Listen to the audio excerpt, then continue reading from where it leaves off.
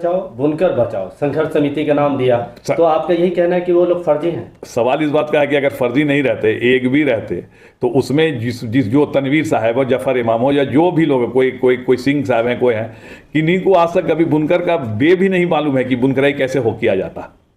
और दूसरी बात यह है कि ये तो मेन मुद्दा इसलिए हटाया जा रहा है कि गणपति उत्सव हॉल को कैसे बचाया जाए।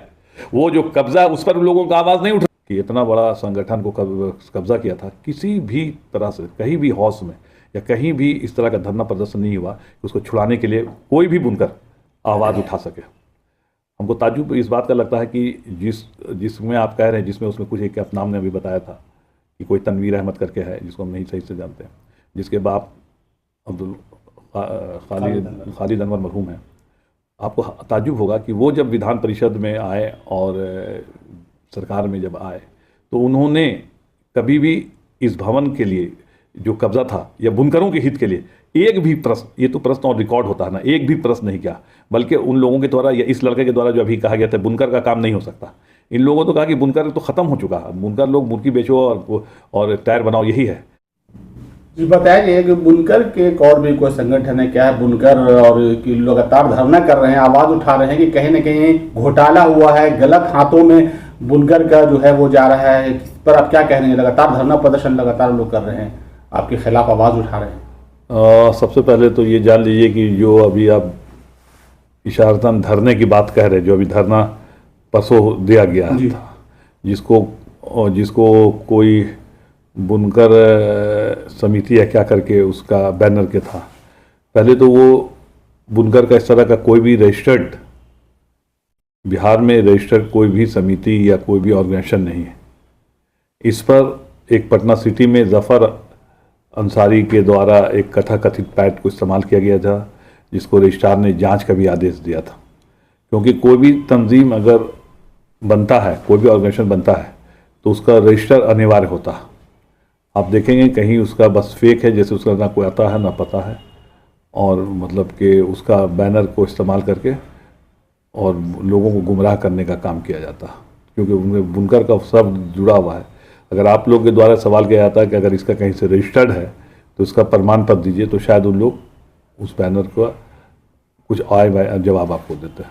उन लोग कहना है कि एक ही हाथ में दे दिया गया हैंडलूम का जो भवन था, वो गलत तरीके से, वो उन लोगों को समझ में जो आ रहा है वो, देखिए लोकतंत्र है, हर को अपनी अपनी बात कहने की आज़ादी है। किसी को आप मतलब कि ये नहीं कह सकते कि क्या कहो क्या मेरे कहो। उनको समझ में आ रहा है कि ये जो हम लोगों ने होटल बैनिक्वेट हॉल दिया है ये नाजायज़ है, गलत है।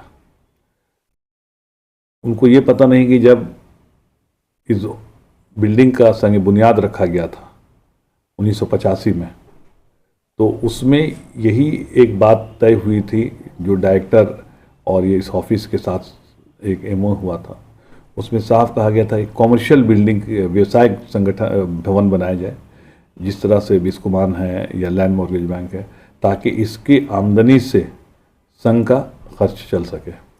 इसी क्रम में 2020 तक पंजाब नेशनल बैंक दूसरे और तीसरे तल्ला को लिया था, और चौथा तल्ला जो था वो गणपति उत्सव हॉल के द्वारा कब्जा किया हुआ था, जिसको हम लोग पिछले साल कब्जा से छुड़ाया है। चौथे तल्ले में उन लोगों का कोचिंग इंस्टीट्यूट चलता था, और आपको ताज्जुब होगा कि इतना बड़ा संगठन को कब्जा किया था, किसी भी तरह से कहीं भी हाउस में या कहीं भी इस तरह का धरना प्रदर्शन नहीं हुआ कि उसको छुड़ाने के लिए कोई भी बुनकर आवाज़ उठा सके। हमको ताज्जुब इस बात का लगता है कि जिसमें आप कह रहे हैं, जिसमें उसमें कुछ एक नाम ने अभी बताया था कि कोई तनवीर अहमद करके है, जिसको हम नहीं सही से जानते हैं, जिसके बाप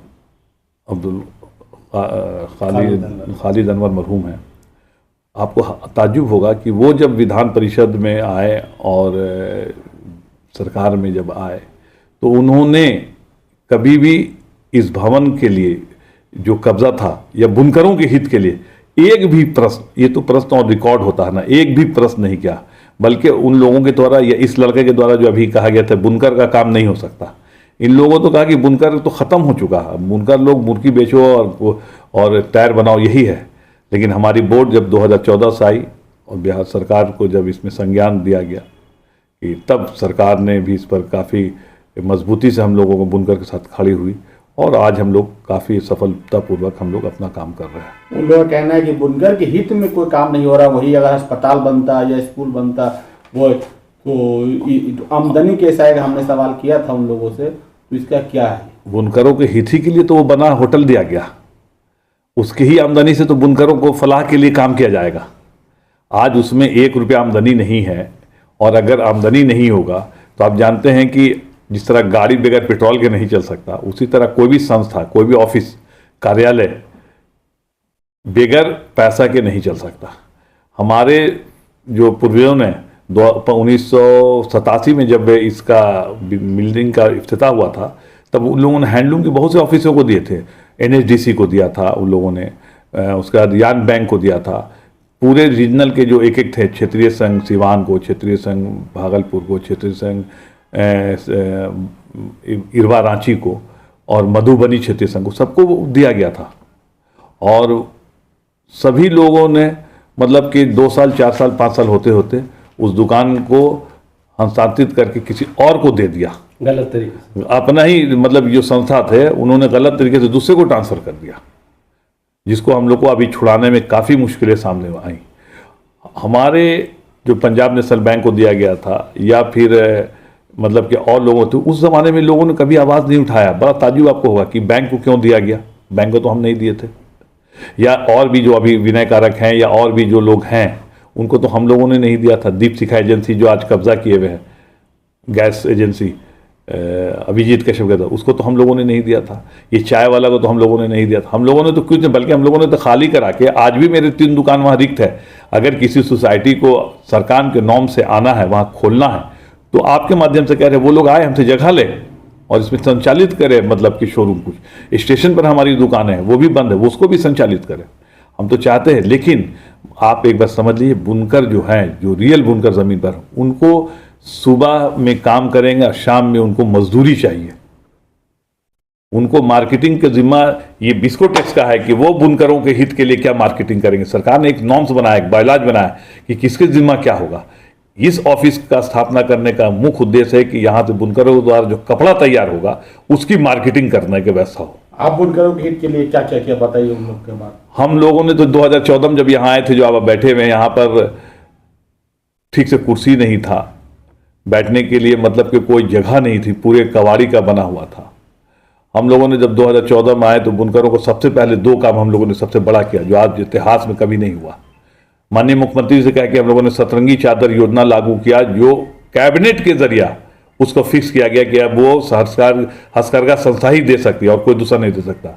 उसके बाद हम लोगों ने 60 इंची लूम को पूरे बिहार में, सिगोड़ी में माननीय मुख्यमंत्री गए थे, सिगोड़ी गए थे, उनके द्वारा सिगोड़ी में अनाउंस करवाया कि बुनकरों को जो तकलीफें हो रही हैं सतरंगी चादर बिनने में, 60 इंची लूम हम फ्री बुनकरों को देंगे। हम लोगों ने उसका भी फिर हमने दोबारा कहा कि सर अगर आप लूम दे रहे हैं तो उसके साथ पूंजी भी उसको इकट्ठा कीजिए।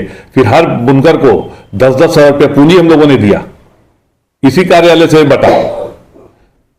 और उसके बाद आज ड्रेस का जो योजना हम लोग कर रहे हैं, जो हमारे बना रहे बुनकर भाई बना रहे हैं, तो ये भी ड्रेस का योजना हम लोगों ने हस्तकरघा से मतलब बना के जीविका को दिया।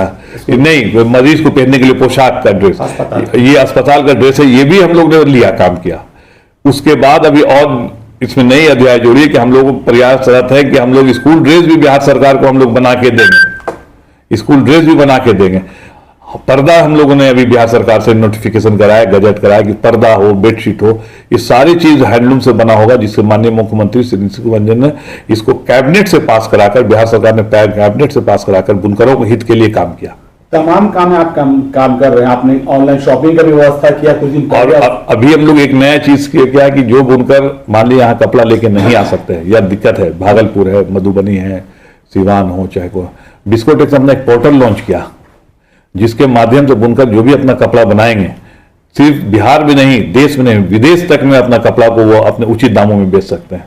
ये आधुनिकीकरण हम लोग को इसलिए करना जरूरी पड़ गया क्योंकि आज के दौर में जिस तरह कंपटीशन है, उस तरह से हम लोग को अपने आप को उससे जोड़ना अनिवार्य था। तो आखिर उन लोग का क्या वजह है जो आपको इतना इल्जाम लगा रहे हैं, तमाम काम आप कर रहे हैं, बुनकरों के हित के लिए इतना काम किया, क्या वजह? कौन- सवाल है कि उसमें अगर बुनकर रहते तब नहीं इल्जाम लगाते। एक भी बुनकर अगर आप दिखला दीजिए उसमें बुनकर थे तो मैं उसी दिन पद छोड़ दूंगा। एक भी बुनकर नहीं थे। वो लोग कह रहे हैं हैंडलूम भवन बचाओ बुनकर बचाओ, संघर्ष समिति का नाम दिया, तो आपका यही कहना है कि वो लोग फर्जी हैं? सवाल इस बात का है कि अगर फर्जी नहीं रहते, एक भी रहते, तो उसमें जिस जो तनवीर साहब और जफर इमाम हो या जो भी लोग, कोई सिंह साहब हैं, कोई हैं, किन्हीं को आज तक कभी बुनकर का बे भी नहीं मालूम है कि बुनकराई कैसे हो किया जाता।